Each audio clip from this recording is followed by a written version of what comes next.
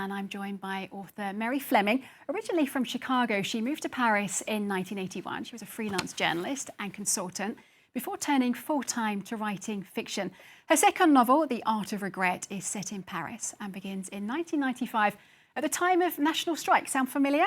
It follows the story of American expat Trevor McFarquhar, I hope I've pronounced that right, yes, who opens up a bike shop in Paris. And spoiler alert, the shop is saved from bankruptcy by the strike. Okay, well, that's an overview. There's so much more to The Art of Regret. We've got family secrets being unearthed, betrayal, tragedy, forgiveness, redemption. It's a page-turner. Well, thank you. I hope it is. People, I must say, one of the most frequent comments I get is, "You kept me up at night," so that makes me happy. And the main character, Trevor, he's not always the most likeable of characters, but he's very human and relatable. And I think all of us can relate to that feeling of regret, of chances missed, things not done, and so on. Tell us more about then this concept of the art of regret. He has actually, with his life, as you say, he has so many regrets in the way he's lived his life, and he's carried it to the state of an art. He also happens to be, along with the bicycle shop owner, a photographer, which is his actual real calling in life, and that too is an art of regret. I'm actually a sort of amateur photographer myself, and know that those photos you miss stick with you in a way more than the ones that you get. So it's just all part of a pattern in his life, and I think, as you say, in all of our lives. And I don't think of him as unlikable. He's an ironic sort of fun. I mean, he presents he's obviously writing with in something that happened in the past, and he's quite aware that he was being a jerk. So I hope it's done with a fair amount of humor and irony that makes it you want to read more. Yeah. And why did you decide? You've written it recently. Why did you decide to set it in the 90s and early 2000s? Well, actually, it's been published now. I actually wrote it in the early 2000s. Right. Yes, so it was written right at the time. So okay. and which is good, I think, because I had a much better memory of what the 1995 strikes were like. And it's interesting. You see the difference now.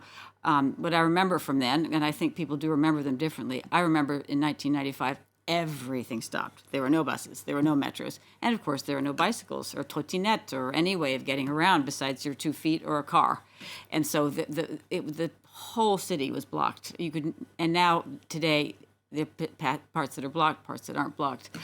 It's different that way. Yeah. The world has evolved, but it's unusual to be actually striking about exactly the same thing as people were striking about. Well, exactly. For the book to be published right now, and to have it be published right now, which is a complete obvious déjà vu, to coin a French phrase. Exactly. As an American who's lived for quite a while in Paris, what's your take on the French love of a good strike? When those 1995 strikes occurred, and many did, other strikes occurred at the same time, I actually lived on the corner of the Rue du Bac and Boulevard Saint-Germain. It's a big intersection, lots of ministries around. And strikers would come and hold their it stopped right there in that intersection. And the merguez, the sausage sellers, would come out, and the balloons would go up, and the singing. And it is a little hard to understand, because when you go to these things, there's actually a lot of joy. So you think, well, if you're so happy, why are you striking? On the other hand, I've lived here so long, it does just seem part of the landscape. So Americans who come to visit, what's their take on it? I think they simply don't understand. They think there's this country with all these wonderful things. They eat well, they drink well. They also see the 5 weeks of holiday and practically free education. And certainly, if they come from America, where you can get fired from one day to the next, I think they find it rather perplexing, to say the least. Yeah.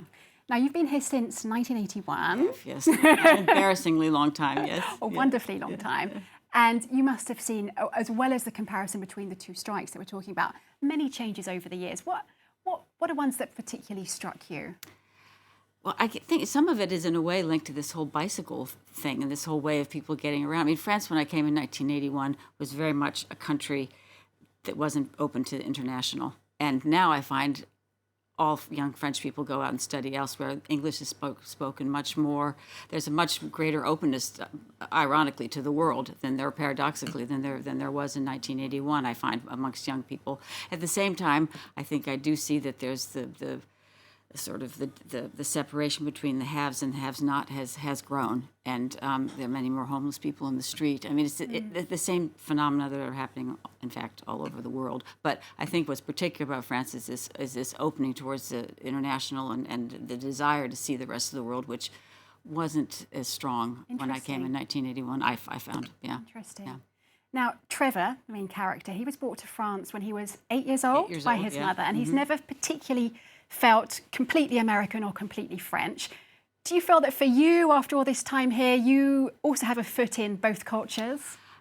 I guess I do, but my foot in the other culture is very much from my past. There's no question to me that France is my home. When I come back to Paris, I'm coming home. I've raised my children here. I've worked here. I've spent actually now a good majority of my life here, and it's home. And when I go to the United States, I actually feel quite foreign. So to me, my home feeling there is very much something from my past. And I think Trevor, he comes a bit to the same realization. He kept thinking the United States was going to be home in some way, and realized that it actually wasn't, and that there was nothing wrong with feeling at home in a country where you weren't born. Yeah. So. Now, Paris is a city that's inspired many writers, many American writers as well. What is it that it inspires you personally as a writer? To me, Paris is actually a character in this book. I said talk about her as a she rather than an it, but Paris is a city with such a deep history, such beauty, such complications, that to me she has a personality, and it was important for me to write about that personality, that character that's been so important in my life, that's made my life, really. So to me, it was really, as I say, in a way, it's an homage to Paris, the book.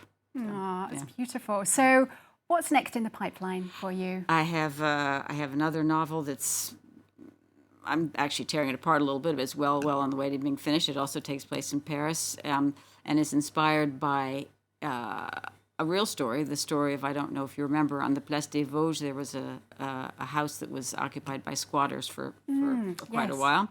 And I've sort of taken that story, the idea of a big, old, empty house, and put an old American lady in it and her housekeeper, and a young American comes to Paris to do a course in civilisation française, and ends up working for this woman. It's a bit of the story of having lived in Paris for years and arriving at the same time, and the interaction between these characters. Oh, well, thank you for letting us in on that. Mary, wonderful to have you here. Thank you very much. The Art of Regret is out now and highly recommended.